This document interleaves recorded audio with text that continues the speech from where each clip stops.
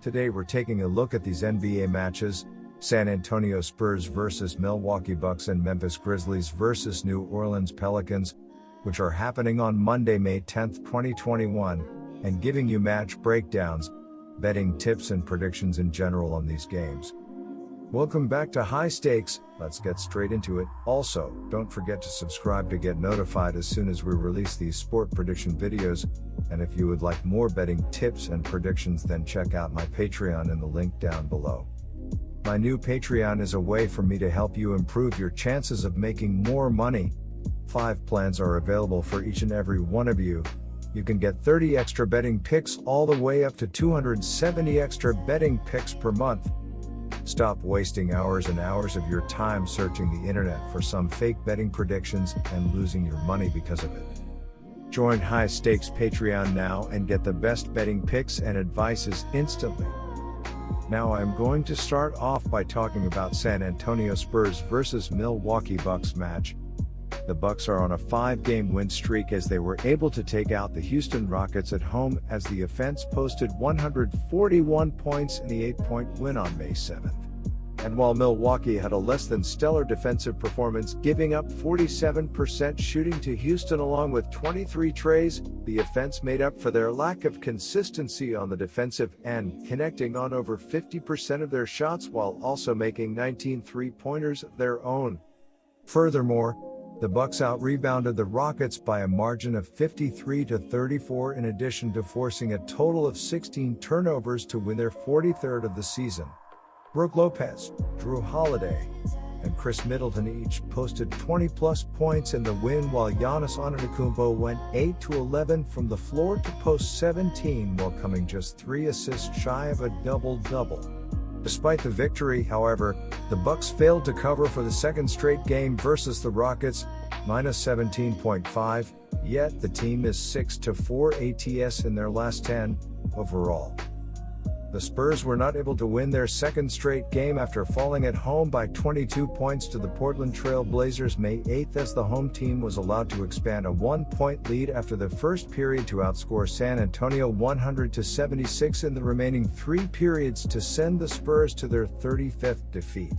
San Antonio shot just 40% from the field along with a dismal 29% from long range, while also giving up 46% FG to the Trail Blazers, 12 three-pointers. However, rebounding was a huge key for the home team, picking up the victory as they won the battle by a 63-40 margin, 18 offensive boards. DeMar DeRozan went 8-8 from the free throw line to post 20 points, while Lonnie Walker went 4-6 from long range for 18 points. Finally, DeJounte Murray was the only other starter in double digits with 15 points on 7-16 shooting. The Spurs are just 1-3 ATS in their last 4 outings after failing to cover a 6-point dogs versus Portland. My first betting advice for that game is to pick Milwaukee Bucks. The Milwaukee Bucks are 43-24 and have won their last 5 straight games to make a run at second place in the Eastern Conference standings. They are just 1/2 game behind the Brooklyn Nets. The Bucks are coming off a 144-133 win over Houston on Friday. The Bucks are 5-2 ATS in their last 7 road games and 5-2 ATS in their last 7 games playing on 2 days rest. The Spurs are 2-5 ATS in their last 7 home games and 8-3 ATS in their last 11 games following a loss of more than 10 points.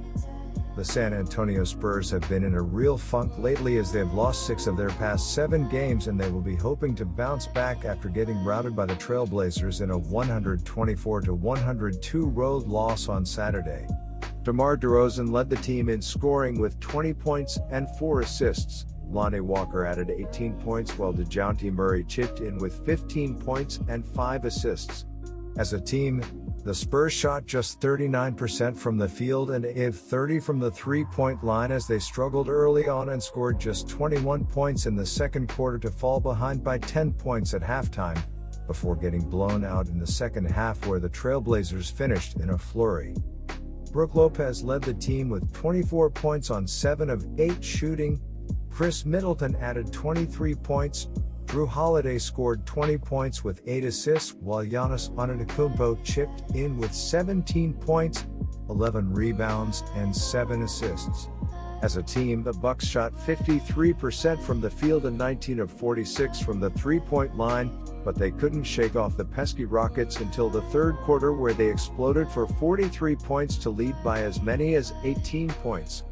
My second betting advice for that game is to pick over 232.5. Now I'm going to be talking about Memphis Grizzlies versus New Orleans Pelicans.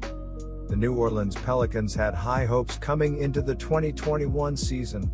The loss of star forward Zion Williamson to a finger injury last week has deflated the team. They sit outside the NBA play-in tournament in 11th place and trail the San Antonio Spurs by 1.5 games for the final spot. Life has not been easy for the Pelicans from beyond the arc this year. As a team, they only make 10.6 threes per contest, and shoot the three at a paltry 34.8% clip, putting them 26th in the NBA. Their team field goal percentage ranks 7th at 47.9%, but that has more to do with injured Zion Williamson's 61.1% shooting from the field this season. Expect that number to regress as the season winds down.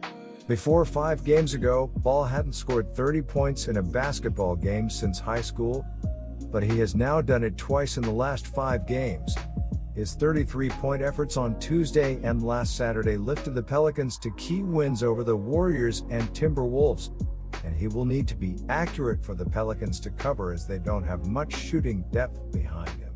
In games where Ball has shot 30% or lower from beyond the arc, the Pelicans are just 5-15, but when he shoots 40% or higher on threes, the Pelicans are 15-12 this season.